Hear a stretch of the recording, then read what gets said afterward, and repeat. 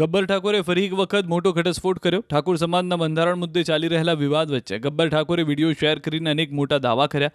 સોમવારે પાટણમાં યોજાયેલી ઠાકોર સમાજની બંધારણ સભામાં ગબ્બર ઠાકોર અને અર્જુન ઠાકોરને ખુલ્લી ઓફર અપાઈ. સભામાં કહેવાયું કે જો ગબ્બર ઠાકોર માફી માંગશે તો સમાજ માફી આપવા વિચારશે.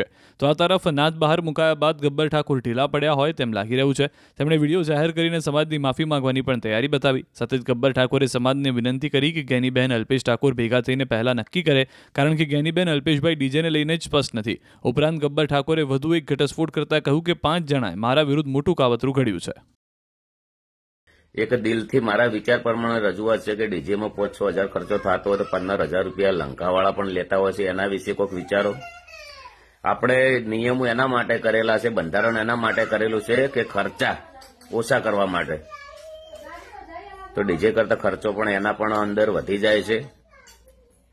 અને આપણે સમાજની માફી માગી લઈએ, આપણે કશું વધો નથી. આપણે કોઈ નાના બાપના નહીં થઈ જતા.